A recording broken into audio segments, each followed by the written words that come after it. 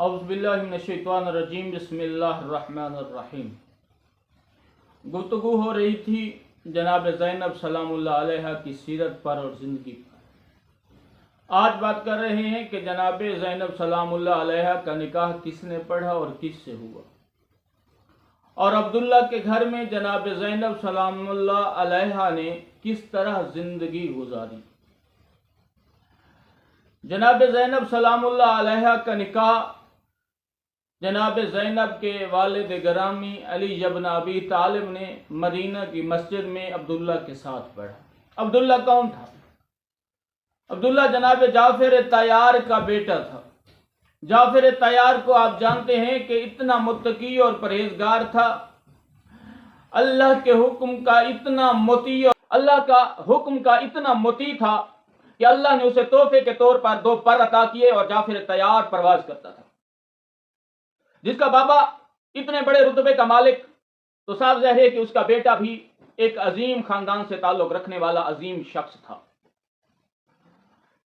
اتنا تو عظیم تھا جو علی کی بیٹی جناب زینب سلام اللہ علیہ، جو علم لدنی کی مالک تھی، جس کے پاس علم لدنی تھا، علی نے جناب زینب کے لیے کوئی عام فرد کا انتخاب نہیں کیا۔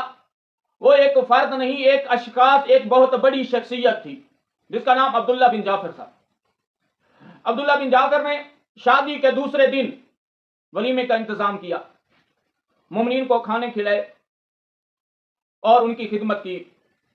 جناب زینب سلام اللہ علیہ نے حضرت عبداللہ کے گھر میں کیسی زندگی گزاری؟ جناب عبداللہ کے گھر میں جناب زینب نے اس طرح زندگی گزاری کہ زبان تھی عبداللہ کی، آواز آ رہی تھی اور کہہ رہا تھا کہ جب سے علی کی بیٹی جناب زینب سلام اللہ علیہ ہمارے گھر میں آئی ہے، وہ گھر عبداللہ کا نہیں جنت کا گھر بن گیا ہے۔ جب اپنے والد کے گھر میں رہتی تھی، گھر کا نظم و نسق آپ ہی کے متعلق تھا۔ جب شوہر کے گھر گئیں تو اسے حسن انتظام سے رشک جنت بنا دیا۔ راشد الخیری نے لکھا ہے کہ ان کے سلیقہ شعاری میں یہ عادت بھی تھی کہ وہ فضول اور بیکار کوئی چیز گھر میں نہ رکھتی تھی۔ کھانا ضرورت کے مطابق تیار کرتی اور وقت پر تیاری کرتی۔ جب تمام مرد اور بچے یا مہمان کھانے سے فارغ ہو جاتے تب خود کھانا کھاتی تھی، پہلے نہیں کھاتی تھی۔ جب گھر کے سارے مہمان، گھر کے بڑے چھوٹے کھانا کھا کے چلے جاتے، اس وقت جناب زینب سلام اللہ علیہ کھانا کھاتی تھی۔ جو کھانا بچ جاتا تھا اسے ضائع نہیں کرتی تھی، وہ غریب لوگوں کے گھر میں بھجوا کر غریبوں کو دے دیتی تھی۔ کیا بات ہے! کفایت اور نظم اس کے تمام کاموں میں جلوہ گر تھا۔ نظم و ضبط جو کام کا تھا وہ عیاں تھا، چھپا ہوا نہیں تھا۔ ضرورت سے زیادہ کوئی چیز خرچ نہ کرتی تھی۔ ان کی خانہ داری میں غریبوں، بے کسوں، یتیموں کی مدد شامل تھی۔ ایسی نہیں تھی کہ خود غرض ہو، اس کے اندر غریبوں کی مدد کرنا، یتیموں کی مدد کرنا، مسکینوں کی مدد کرنا، خود بھوکے رہ کر غریبوں کو کھانا دے دینا، خود پیاسا رہ کر غریبوں کو پانی پلانا، خود ایک ہی لباس میں زندگی گزار کر دوسرا لباس کسی غریب کو دے دینا، یہ شیوا جناب زینب سلام اللہ علیہ کا تھا۔ بلند حوصلہ مستور تھی۔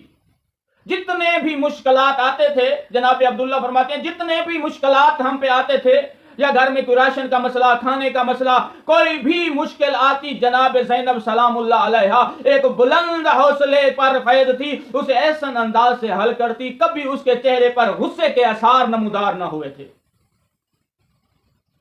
اس کی زندگی جناب زہرا سلام اللہ علیہ کی زندگی کے سیم طریقے سے چل رہی تھی۔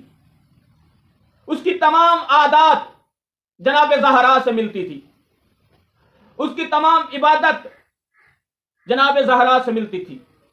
کوئی اتنی متقی تھی، جناب عبداللہ فرماتے ہیں کہ میں نے پہلے کبھی کوئی ایسی مستور نہیں دیکھی جو اپنے کاموں کو بھی وقت پر کرے اور اللہ کی عبادت کے لیے بھی ٹائم نکال کر خشوع و خضوع کے ساتھ عبادت کرتی ہو۔